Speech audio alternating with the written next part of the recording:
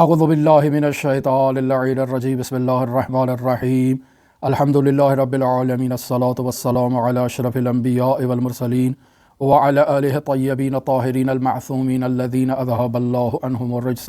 وطہرہم تطہیرا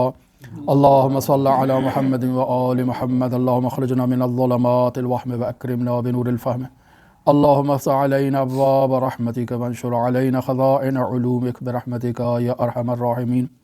اللہم وفقنا للعلم والعمل بہ۔ کتاب معراج السعادہ، اس کا ہم نے آغاز کیا اور آج اس کتاب کی 8ویں فصل کو لے کر آپ کی خدمت میں حاضر ہوئے ہیں۔ اگر وقت ہوا تو 8ویں اور 9ویں دو فصلوں کو بیان کریں گے بطور اختصار۔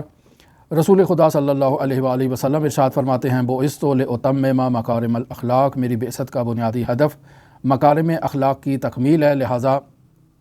ہر مسلمان کا یہ وظیفہ ہے کہ وہ اپنی زندگی میں رسول خدا صلی اللہ علیہ وآلہ وسلم کی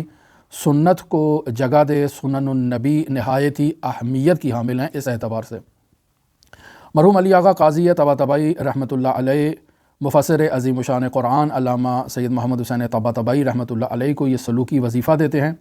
کہ سنن النبی کو جمع کیا جائے اور انہیں اپنی زندگی میں جاری کیا جائے۔ لہٰذا مفسر قرآن نے سنن النبی نامی کتاب تحریر کی جس میں رسول خدا کی سنتوں کو جمع کیا گیا اور پھر اس پر خود آغا نے عمل کیا۔ تو یہ نہایت ہی ضروری ہے کہ مکارم اخلاق نبوی کو انسان سیکھے۔ لہٰذا ابھی تک جو گفتگو اس معراج السعادہ میں بیان ہوئی اس کا لب مطلب یہ تھا کہ انسان دو ابعاد کا مجموعہ ہے۔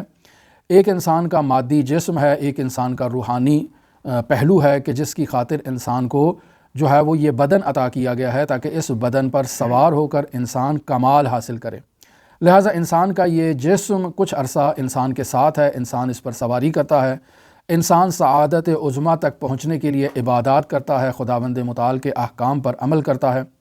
اور پھر انسان اس بدن سے جدا ہو جاتا ہے اور جو اس نے اس بدن کے ذریعے سے اعمال حسنہ انجام دیے ہوتے ہیں اس بنیاد پر اس کا خداوند متعال کی بارگاہ میں رتبہ معین ہوتا ہے۔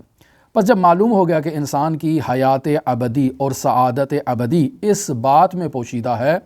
کہ انسان اپنے وجود سے برے اخلاق کا خاتمہ کرے اور ملکوتی صفات کو اپنے وجود میں داخل کرنے کی کوشش کرے تاکہ انسان ملکوتی ہو جائے،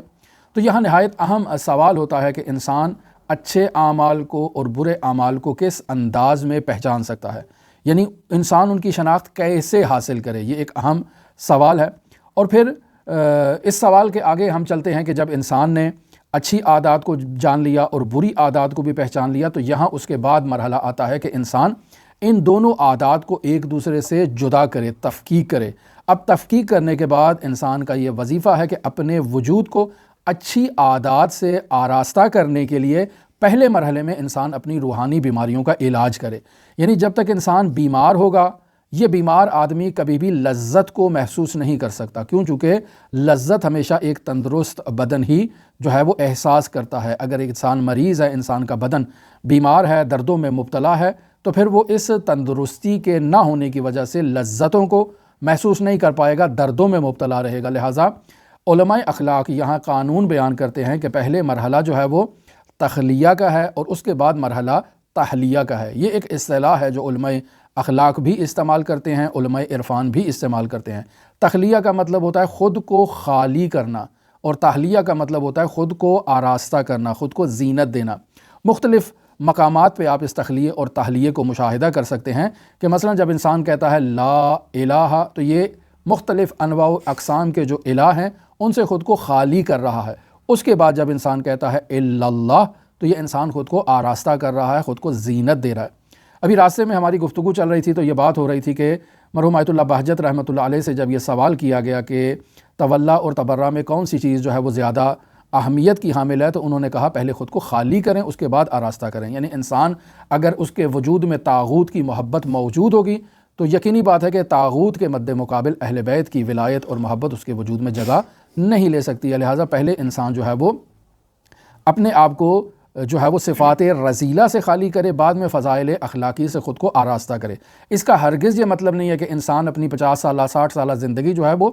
رذائل کو خالی کرنے میں گزار دے اور کہ اب مرحلہ آئے گا میں خود کو آراستہ کروں گا، نہیں، پھر تو وقت گزر گیا۔ یہ انسان کا ساتھ ساتھ کام چلتا ہے، دونوں چیزیں ساتھ ساتھ چلتی ہیں۔ انسان کو جو چیز جو ہے وہ بری معلوم ہوتی ہے اس کو فوراً اپنے وجود سے اس کا خاتمہ کرتا ہے، اور جو چیز فضیلت کی ہوتی ہے فوراً خود کو اس سے آراستہ کرتا ہے۔ یہ بنیادی قانون ہے کہ انسان اسی قانون کے مطابق جو ہے وہ آگے قدم بڑھاتا ہے۔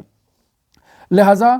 یہ علم اخلاق کا موضوع جو ہے وہ انسان کے نفس ناطقہ سے متعلق ہے، اور نفس ناطقہ ہم بیان کر چکے کہ علم منطق میں جب یہ اصطلاح استعمال کی جاتی ہے کہ الانسان حیوان ناطق، کہ انسان حیوان ناطق ہے، تو وہاں ناطق سے مراد اکثر لوگ جو ہے وہ اس غلطی میں اور اشتباہ میں پڑ جاتے ہیں کہ ناطق سے مراد نطق کرنا ہے، یعنی گفتگو کرنا ہے، یعنی بات کرنا ہے، جبکہ ایسا نہیں ہے۔ ناطق کا مطلب یہ ہے کہ انسان کا قوہ عاقلہ رکھنا، انسان کا جو ہے وہ قوہ مدرکہ رکھنا، انسان کا کلیات کو درک کرنا، سمجھنا۔ انسان اس مرحلے میں ناطق ہے کہ انسان اپنی جو عقل ہے اس سے استفادہ کرتا ہے کہ جو اس کے پاس باطنی ہادی ہے اور اس کی ہدایت کے لیے آیا ہے۔ پس نفس ناطقہ انسان کے ساتھ یہ علم اخلاق مخصوص ہے۔ ایسا نہیں ہے کہ آپ حیوانات کو علم اخلاق سکھانا شروع کر دیں کہ یہ غرور ہے، یہ تکبر ہے، یہ نہیں ہونا چاہیے، نہیں، انسان کے لیے ہے۔ انسان جو ہے وہ خود کے وجود سے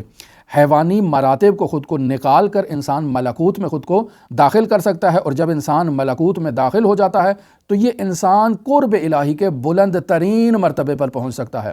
اور انسان کے اللہ کے قریب پہنچنے کی حد کیا ہے؟ افسوس کہ ہم اللہ کے قریب پہنچنے کی انسان کی حد کو سمجھ نہیں پائے۔ ہم جو ہے وہ فقط جنت میں پہنچنا، اللہ کے قریب پہنچنا سمجھتے ہیں، جبکہ اس سے بڑا مقام ہے۔ یعنی انسان اللہ کے اس قدر قریب پہنچ جاتا ہے کہ یہ بندہ اللہ کا ولی بن جاتا ہے۔ ہم نے امیر المؤمنین علی ابن ابی طالب علیہ اعلیٰ تحیۃ و ثناء اللہم صلی اللہ علیہ ان کے متعلق تو سنا ہوگا کہ وہ ید اللہ تھے، وہ عین اللہ تھے، وہ وجہ اللہ تھے، لیکن یہ انسان کو بھی اعزاز حاصل ہے کہ انسان بھی خداوند متعال کے قرب کے اس مقام پر پہنچ سکتا ہے کہ جہاں یہ انسان اللہ کی، یعنی اللہ اس بندے کی آنکھ ہو جاتا ہے، اللہ اس بندے کا کان ہو جاتا ہے، اللہ اس کی زبان ہو جاتا ہے، اللہ اس کا ہاتھ ہو جاتا ہے۔ اور یہ باقاعدہ حدیث قرب نوافل اور اس مضمون کی جتنی بھی احادیث ہیں وہ اسی مضمون پر دلالت کرتی ہیں، اور علماء نے اس کو اس مقام پر بیان کیا ہے۔ لہٰذا اس سے مراد یہ ہوتی ہے کہ جب یہ بندہ اپنی آنکھ کا استعمال کرتا ہے تو وہاں استعمال کرتا ہے جہاں اللہ اس آنکھ کو استعمال کرنے پر راضی ہے۔ یہ بندہ جب اپنے ہاتھ کا استعمال کرتا ہے تو وہاں استعمال کرتا ہے جہاں اللہ اس ہاتھ کے استعمال کرنے پر راضی ہے۔ چونکہ یہ آنکھ میری نہیں ہے، یہ زبان میری نہیں ہے، یہ ہاتھ میرا نہیں ہے، یہ دل حتیٰ کہ میرا نہیں ہے، یہ سب اللہ کی عطا کردہ نعمات ہیں جو اس بندے کو عطا کی ہیں۔ تو جب چیز اس کی ہے تو اسی کی راہ پر خرچ ہونی چاہیے، جہاں اس نے استعمال کرنے کا حکم دیا ہے وہاں انسان اس کو استعمال کرتا ہے، اور جہاں اللہ نے انسان کو منع کیا ہے وہاں انسان اسے استعمال کرنے سے رک جاتا ہے۔ اور عبد کی کرامت انسانی کا اس سے بڑا مقام اور کیا ہو سکتا ہے کہ وہ اس حدیث قرب نوافل کا مصداق قرار پائے۔ اور یہ جو شخص اس حدیث کا مصداق قرار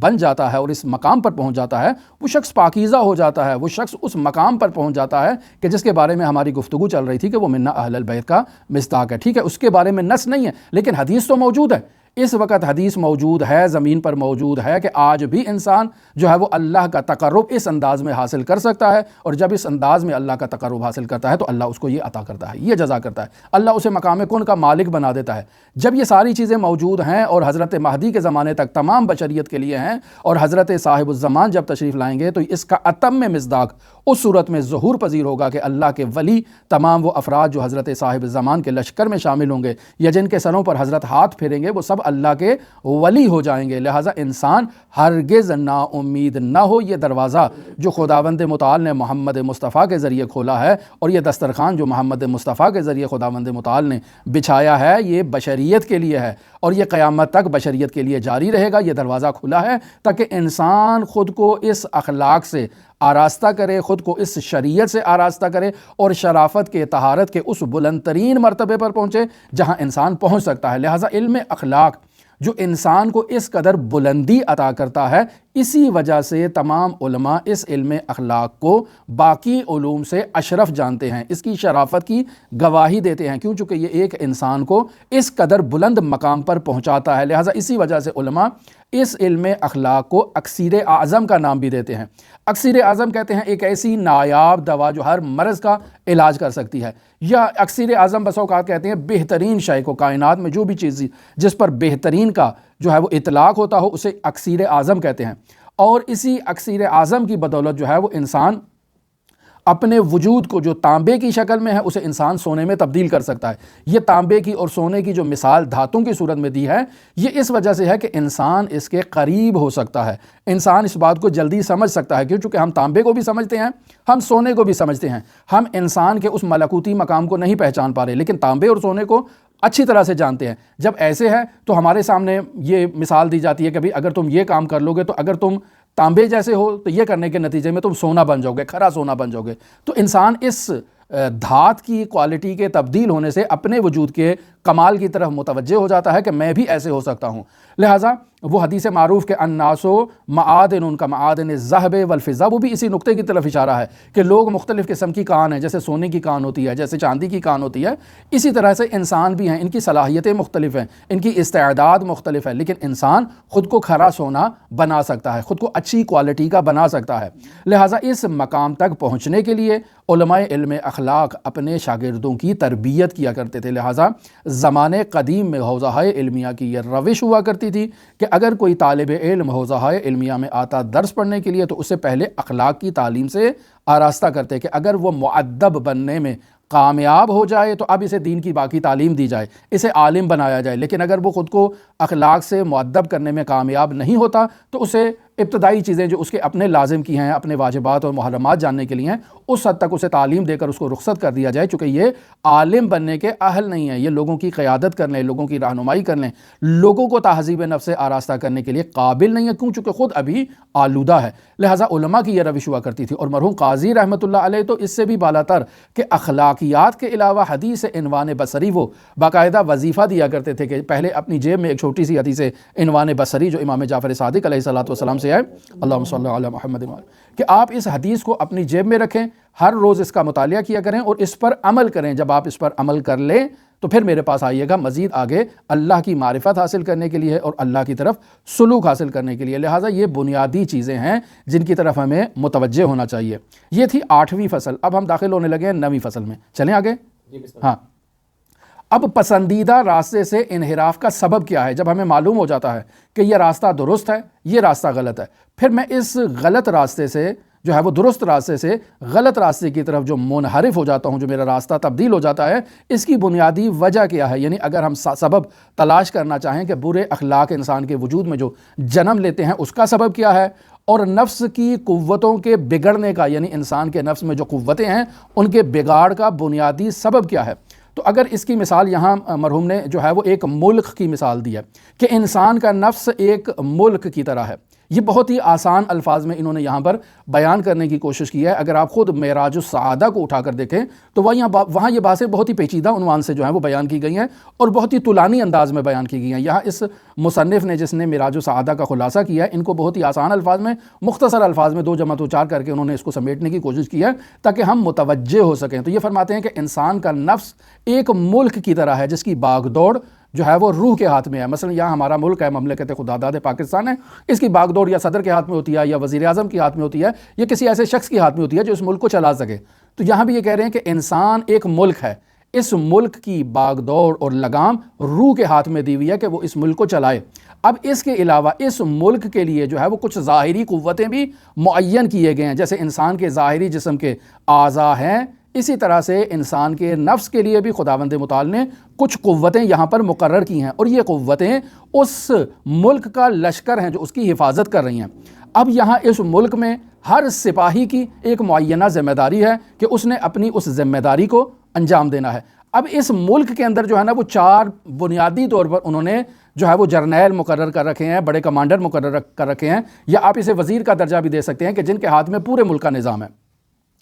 اب جو کچھ بھی ہوگا وہ ان 4 آدمیوں نے کرنا ہے، ان کے علاوہ اور کسی نے نہیں کرنا ہے۔ وہ 4 افراد انسان کے اندر کون ہیں؟ کہتے ہیں وہ 4 افراد انسان کے وجود میں عقل ہے، شہوت ہے، غضب ہے اور وہم ہے۔ یہ چار قوتیں انسان کے نفس کے اندر، انسان کے وجود کے اندر جو ہے وہ موجود ہیں، اور اس طرح سے مکمل ایک جو ہے وہ ریاست تشکیل پاتی ہے، ریاست انسان۔ یہ سب اس نفس کی اور اس روح کی خدمت کرتے ہیں۔ آگے توجہ کیجیے گا، یہ سب انسان کے جو ہے وہ نفس کی خدمت کر رہے ہیں، انسان کی روح کی خدمت کر رہے ہیں، اور یہ قوتیں اگر اعتدال میں ہوں گی تو انسان معراج کرتا ہے، انسان ترقیوں پر جاتا ہے۔ لیکن اگر یہ قوتیں عدالت میں نہیں آئیں گی، کنٹرول میں نہیں آئیں گی، تو انسان کی مملکت کا نظام درہم برہم ہو جائے گا، کنٹرول کھو بیٹھے گا۔ لہٰذا یہ چاروں قوتیں حاکموں کی طرح اپنی جو قوت ہے اس کو جو ہے وہ حاکم کرنے کی کوشش کرتی ہیں اور دوسرے کو ماتحت کرنے کی کوشش کرتی ہیں۔ یہ آپ نے دیکھا ہوگا ملکوں میں یہ نظام رائج ہوتا ہے، وہ جو پاور میں ہوتے ہیں ان کا یہ ہوتا ہے کہ وہ زیادہ تر پاور حاصل کریں، اور جو دوسرے ہیں اس کو نیچے کرنے کی وہ کوشش کرتے ہیں۔ تو یہاں پہ بھی ایسے ہے۔ پس عقل امور کی حقیقت کو پہچانتی ہے کہ کون سی چیز اچھی ہے، کون سی چیز بری ہے، کون سا کام کرنا چاہیے، کون سا کام نہیں کرنا چاہیے۔ یہ عقل جانتی ہے، حتیٰ اعمال کو بھی بیان کرتی ہے کہ کون سا اعمال اچھا ہے، کون سا عمل برا ہے، کون سے عمل کو انجام دینا چاہیے، کون سے عمل کو نہیں انجام دینا چاہیے اور وہ انسان کے لیے نقصان دہ ہے۔ یہ ہے عقل کا وظیفہ۔ عقل کے مد مقابل جو دوسری قوت آتی ہے وہ قوت شہوانیہ ہے۔ یہاں شہوانیہ قوت بطور معمول ہمارے معاشرے میں جو اس کا مصداق لیا جاتا ہے وہ قوت شہوت ہے، جو جنسی خواہش ہے، ایک انسان کا جنسی خواہش کو تسکین دینا۔ لیکن یہاں صرف وہ نہیں ہے بلکہ مطلق خواہش ہے، یعنی شہوت جسے کہتے ہیں خواہش کا ہونا۔ بدن کی بقا کے لیے جو ہے وہ انسان کے وجود میں اپنی بقا کی جو ہے وہ ایک خواہش ہوتی ہے، یہ بھی شہوت ہے۔ اس میں جو قوت شہویہ ہے وہ اس جو ہے وہ اپنے کمال کے لیے جدوجہد کرتی ہے۔ کمال کے لیے جدوجہد کرنے کا مطلب یہ ہے کہ وہ اس بدن کے لیے خوراک کی تامین میں جو ہے وہ اپنے بدن کو لگانے کی کوشش کرتی ہے کہ جا کر کسی طرح سے اپنی روٹی کا انتظام کرو، اچھے پانی کا انتظام کر لو، یا اپنی افزائش نسل کے لیے، آئندہ نسل بڑھانے کے لیے تم شادی کا اہتمام کر لو، اور اس قسم کی چیزیں جو انسان کی اس دنیاوی زندگی سے تعلق رکھتی ہیں، اس پہ یہ قوت شہویہ انسان کو ابھارتی ہے۔ بس یہاں ہم نے دیکھا کہ جو تولید نسل کا جو احاطہ ہے وہ صرف اس میں ایک ہے، جبکہ کھانا پینا یہ باقی چیزیں بھی ہیں۔ پھر قوت غضب ہے۔ قوت غضب کو یہاں یہ تعریف کر رہے ہیں، یہ تبیین کر رہے ہیں کہ ایک پولیس مین کے طور پر آپ اس کو متعارف کروا سکتے ہیں، یا اسے فارسی زبان میں داروغہ کا نام بھی دے سکتے ہیں۔ یہ پولیس والا آدمی جو ہوتا ہے یہ انسان کو بیرونی خطرات سے اس کی حفاظت کرتا ہے کہ کوئی چیز انسان کو گزند نہ پہنچا سکے، انسان کو نقصان نہ پہنچا سکے، اور وہ امور جو ناپسندیدہ امور ہیں اور انسان پر حملہ آور ہوتے ہیں، انسان کا یہ قوت غضبیہ جو ہے ان کے مقابلے میں اپنے ڈیفنس کے لیے اور اپنے دفاع کے لیے تیار کھڑا ہوتا ہے۔ پھر آخری جو قوت ہے انسان کے اندر وہ ہے قوت وہمیہ۔ یہ وہمیہ جزئی امور کو سمجھنے کی ذمہ داری رکھتا ہے کہ اس نے کیا کرنا ہے اور کیا نہیں کرنا ہے، اور انسان کو مقاصد تک پہنچانے کے لیے تمام چیزوں کا، چھوٹی چھوٹی چیزوں کا یہ قوت وہمیہ جو ہے وہ دقت سے جائزہ لیتی ہے کہ انسان کو کیا کرنا چاہیے۔ یہ ایک انداز میں مملکت انسان کا انہوں نے تعارف کروایا ہے۔ اب فرماتے ہیں دوسرے الفاظ میں ہم اس کو یوں کہتے ہیں کہ عقل جو ہے وہ یہاں پر روح جو اس کا بدن کا جو حقیقت ہے اس کے وزیر کے طور پر کردار ادا کرتا ہے۔ اس کے بغیر کوئی کام جو ہے وہ پایہ تکمیل تک نہیں پہنچ سکتا، کوئی کام درست انجام نہیں پا سکتا ہے۔ پس انسانی مملکت کا نظم و نسق جو ہے وہ عقل کی تشخیص پر ہے۔ عقل کہتا ہے یہ کرو تو ٹھیک، یہ نہ کرو تو بھی ٹھیک۔ عقل اگر بیچ میں سے مائنس کر دی جائے تو یہ مملکت انسانی کا نظام جو ہے وہ درہم برہم ہو جائے گا۔ اور شہوت جو ہے وہ کہتے ہیں کہ یہاں پر ایک مزدور کا کردار ادا کر رہی ہے، یعنی صبح آپ کارگر کو لے کے آتے ہیں، ایک ملازم کو لے کر آتے ہیں، اس کو کہتے ہیں یہ کام کرو، وہ کام آپ کی ضروریات کا ہے، بالآخر آپ نے اپنے گھر میں کوئی تعمیرات کا کام کروانا ہے، ملک کی تعمیرات کا کام کروانا ہے، تو وہ ضرورت کا ہوتا ہے، لیکن وہ کمانڈر کے ماتحت ہوتا ہے، جو وزیر ہے، جو عقل ہے اس کے ماتحت ہوتا ہے۔ وہ کہتا ہے یہاں پل بننا چاہیے، پل بن گیا، یہاں پر سڑک بننی چاہیے، سڑک بن گیا، یہاں پر ڈیم بننا چاہیے، ڈیم بن گیا، جو اس نے آرڈر دیا۔ خود جو شہوت ہے اس کو استقلال حاصل نہیں ہے، وہ عقل کے ماتحت رہے گی اور ہمیشہ اس کی فرمان برداری کرے گی اور اس کے ماتحت رہ کر کام کرے گی۔ البتہ یہاں شہوت جو ہے وہ چوری چھپے جو ہے وہ روح کو جو یعنی عقل کو بائی پاس کر کے روح کو کچھ لذتیں پہنچانے کی کوشش کرتی ہے، لہٰذا اس لذتوں کی اگر وہ روح کو عادی کر دیتی ہے تو اس کے نتیجے میں عقل کو بائی پاس کر دیتی ہے اور انسان خسارے میں چلا جاتا ہے۔ لہٰذا فساد یہاں سے جنم لیتا ہے کہ جہاں یہ قوتیں عقل کو بائی پاس کرتے ڈائریکٹ روح کے ساتھ اپنا رابطہ کنیکٹ کرنے کی کوشش کرتی ہیں۔ غضب کے بارے میں کہتے ہیں کہ غضب بھی ایک ایسے کارندے کی طرح ہے جس کا کام یہ ہے کہ مسلسل عقل کی اطاعت کرے اور اس اطاعت سے وہ خود کو باہر نہ نکالے، اور اگر یہ غضب درندہ حیوانوں کی طرح، بھیڑیے کی طرح، شیر کی طرح چیر پھاڑ کرنے کا کام شروع کر دے، نقصان پہنچانے کا کام شروع کر دے، تو یہ در واقع اعتدال سے خارج ہو گیا ہے۔ یہ ہونی چاہیے، یعنی انسان اپنے دفاع کے لیے جو ہے وہ قوہ جو مدافعہ ہے اس کے پاس وہ ہونی چاہیے، ڈیفنس پاور انسان کی مملکت کے اندر نہیں ہوگی تو یہ مملکت نقصان اٹھائے گا، یہ زمین بوس ہو سکتا ہے، کبھی بھی اس پہ بیرونی طاقتیں حملہ کر سکتی ہیں اور اسے نقصان پہنچا سکتی ہیں۔ لہٰذا یہ ڈیفنس پاور کا ہونا نہایت ہی ضروری ہے انسان کے لیے، لیکن اس کی جو کمان ہے وہ عقل کے ہاتھ میں ہونی چاہیے۔ اگر عقل کے ہاتھ سے اس کمان کو چھین لیا جائے تو انسان نقصان اٹھائے گا۔ اسی طرح سے وہم کا کام کیا ہے؟ وہم کا کام کہتے ہیں کہ مکر کرنا، فریب کرنا، خیانت کرنا، چال بازی کرنا، اس طرح سے جو امور ہیں یہ کام قوہ وہمیہ کے ہیں۔ ان تمام قوتوں کو قوت کے نام سے بھی یاد کیا جاتا ہے، مثلا کہا جاتا ہے قوہ عاقلہ، قوہ شہویہ، قوہ غضبیہ، قوہ وہمیہ، اس عنوان سے بھی یاد کرتے ہیں۔ اور خالی قوت کا نام ہٹا کر، چونکہ قوت تو ایک پاور کو کہتے ہیں نا، مثلا عقل کی پاور ہے، شہوت کی پاور ہے، غضب کی پاور ہے، وہم کی پاور ہے، اس طرح کا وہ نام بنتا ہے۔ لیکن ٹوٹل جو انہوں نے تعارف کروایا ہے انسان کے اسٹرکچر کا وہ اس انداز میں بیان کیا ہے۔ اب فرماتے ہیں کہ ان چاروں حاکم قوتوں میں ہمیشہ آپس میں جنگ رہتی ہے کہ کرسی صدارت پہ کس نے بیٹھنا ہے، اور اسی